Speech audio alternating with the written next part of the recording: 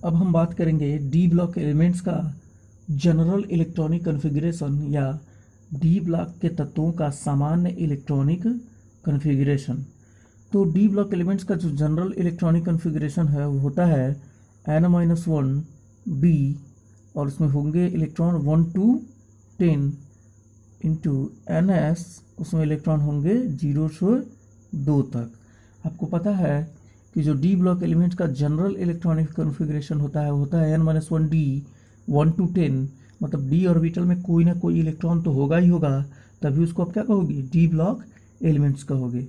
Into ns 0 से 2, मतलब S orbital में एस ऑर्बिटल जो होगा उसमें 0 से 2 इलेक्ट्रॉन, 0 भी हो सकते हैं, 1 भी हो सकते हैं और 2 इलेक्ट्रॉन भी हो सकते हैं। तो डी ब्लॉक एलिमेंट्स का जो जनरल इलेक्ट्रॉनिक कॉन्फ़िगरेशन है वो होता है n-1 डी 1 to 10 ns 0 से 2।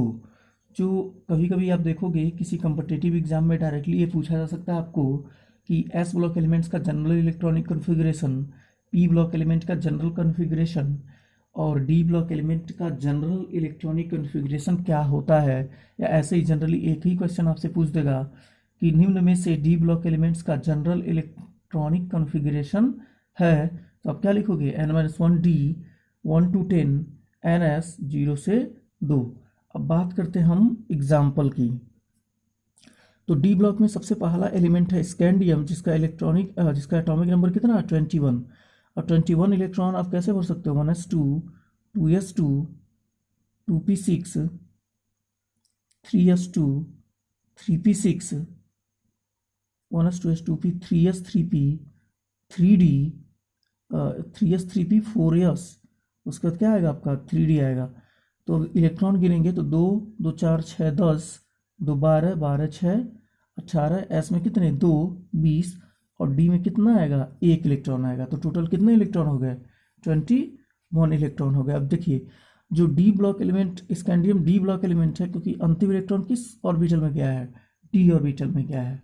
दूसरी बात, जो लास्ट के 2 ऑर्बिटल आप देखोगे, इनको आप देखो तो क्या है, ये अगर ये ns2 है तो ये क्या है n-1, क्योंकि यहाँ पे 4 है तो यहाँ पे क्या है 3, तो इसको अगर ns कहेंगे तो इसको क्या कहेंगे n-1। डी में कितने इलेक्ट्रॉन, 1 इलेक्ट्रॉन है। तो ये जनरली डी ब्लॉक एलिमेंट्स का इलेक्ट्रॉनिक कॉन्फ़िगरेशन है कि n-1 डी होगा और ns होगा, मतलब जो s वाला ऑर्बिटल होगा वो डी वाले से एक क्या होगा, आगे होगा। तो जैसे कि 4s है तो डी आपको क्या मिलेगा, 3d मिलेगा। तो ये डी ब्लॉक एलिमेंट्स का पहला एलिमेंट है स्कैंडियम, जिसका इलेक्ट्रॉनिक कॉन्फ़िगरेशन हमने देखा है। आगे अगला एग्जाम्पल आपका वैनेडियम, जिसका एटॉमिक नंबर कितना है 23। अगर इसका इलेक्ट्रॉनिक कॉन्फ़िगरेशन आप करोगे तो मिलेगा 1s2 2s2 2p6 3s2 3p6 4s2 3d3 आपको मिलेगा। अब टोटल इलेक्ट्रॉन आप गिन सकते हो, 2 4 6 10 2 12 6 18 2 20 3 23। वैनेडियम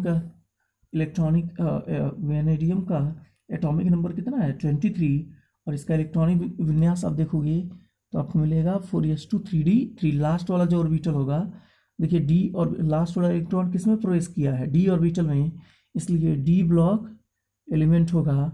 और इसका जो जनरल इलेक्ट्रॉनिक कॉन्फ़िगरेशन देखिए, एस वाला ऑर्बिटल एक ज़्यादा होगा एन से, यहाँ जनरल देख सकते, एस वाला ऑर्बिटल एन से एक ज़्यादा होगा, तो ये 3d होगा तो क्या होगा 4s होगा।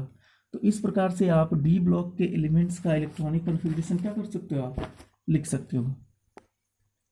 यहाँ पे लिखा है मैंगनीज, ठीक है, मैंगनीज आपको पता है एटॉमिक नंबर कितना है 25, तो क्या हो जाएगा 3s2 3d5। जैसे मैंगनीज की अगर बात करूँ मैं, मैंगनीज एटॉमिक नंबर कितना 25, इलेक्ट्रॉनिक कॉन्फ़िगरेशन लिखेंगे तो 1s2 2s2 2p6 3s2 3p6 4s2 3d5। अब टोटल इलेक्ट्रॉन देख सकते हो आप, 2 4 6 10 2 12 6 18 2 20 5 25। तो मैंगनीज का लास्ट इलेक्ट्रॉन किस में गया है, डी ऑर्बिटल में गया है, इसलिए मैंगनीज जो होता है वो डी ब्लॉक एलिमेंट है। और जो इसका जनरल इलेक्ट्रॉनिक कॉन्फ़िगरेशन को भी क्या कर रहा है, फॉलो कर रहा है।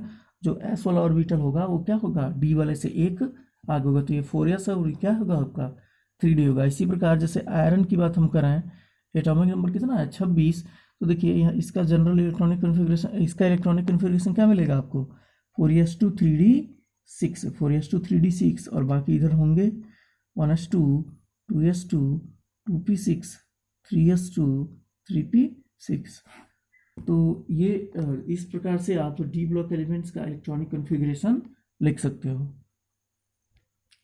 अगला आपका एफ ब्लॉक एलिमेंट्स। तो एफ ब्लॉक एलिमेंट्स के बारे में हम सबसे ज़्यादा डिटेल में बात करेंगे क्लास 12th की केमिस्ट्री में। तो यहाँ पे बस एक इंट्रोडक्शन है एफ ब्लॉक एलिमेंट्स का।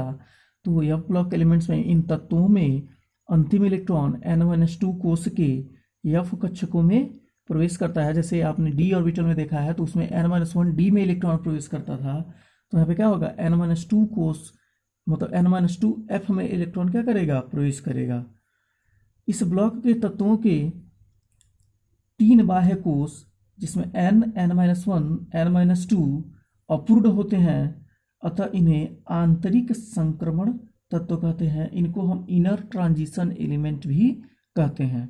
और इसमें जो ऑर्बिटल, जैसे मान लीजिए इसमें ऐसे आएगा, ns होगा, फिर क्या होगा, n-1 d होगा, फिर क्या होगा, n-2 f ऑर्बिटल होगा। अब इसमें इलेक्ट्रॉन आप क्या कर सकते हो, भर सकते हो। जिन तत्वों में अंतिम इलेक्ट्रॉन 4f कक्षक में प्रवेश करता है वे 4f श्रेणी के तत्व कहलाते हैं।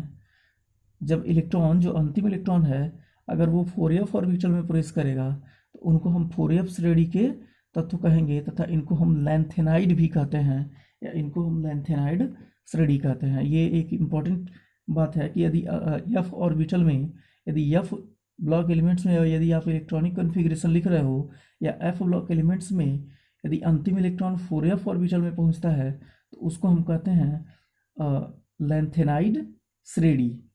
उसी प्रकार जिन तत्वों में अंतिम इलेक्ट्रॉन 5f कक्षक में प्रवेश करता है उसको हम कहते हैं एक्टिनाइड श्रेणी। तो 2 प्रकार की श्रेणी पाई जाती है f ब्लॉक एलिमेंट में, एक को कहते हैं लैंथेनाइड्स और दूसरे को कहते हैं हम एक्टिनाइड्स। जो f ब्लॉक एलिमेंट्स है वो पीरियोडिक टेबल में सबसे नीचे रखा गया है, तथा इसका एटॉमिक नंबर 57 से शुरू होके ये बाकी के सारे तत्व आते हैं इसमें। जो यह ब्लॉक एलिमेंट के जनरली जो एलिमेंट्स हैं उसमें सबसे ज़्यादा एलिमेंट्स जो होते हैं वो रेडियो एक्टिव आपको मिलेंगे, ठीक है, रेडियो एक्टिव एलिमेंट्स मिलते हैं एफ ब्लॉक एलिमेंट्स में। और इनका जनरल जो इलेक्ट्रॉनिक कन्फिग्रेशन है वो ns n-1d और n-2f। अब इनमें इलेक्ट्रॉन कितने हो सकते हैं, यस में कितने, 1 से 2 इलेक्ट्रॉन, डी में कितने, 1 से 10 इलेक्ट्रॉन, और एफ ऑर्बिटल में आपको पता है 1 से 14 इलेक्ट्रॉन हो सकते हैं। तो यह ब्लॉक एलिमेंट्स का जनरल इलेक्ट्रॉनिक कन्फिग्रेशन हो गया ns 1 to 2 n-1d 1 to 10 n-2f 1 to 14। तो ये आप देख सकते हो एफ ब्लॉक एलिमेंट्स के बारे में। एफ ब्लॉक एलिमेंट्स के बारे में और ज़्यादा डिटेल में हम क्लास 12th में बात करेंगे, जिसमें हमको पढ़ना है लैंथेनाइड श्रेणी तथा एक्टिनाइड श्रेणी के हर एक एलिमेंट के बारे में, वहाँ पे हमको देखना है। Thank you.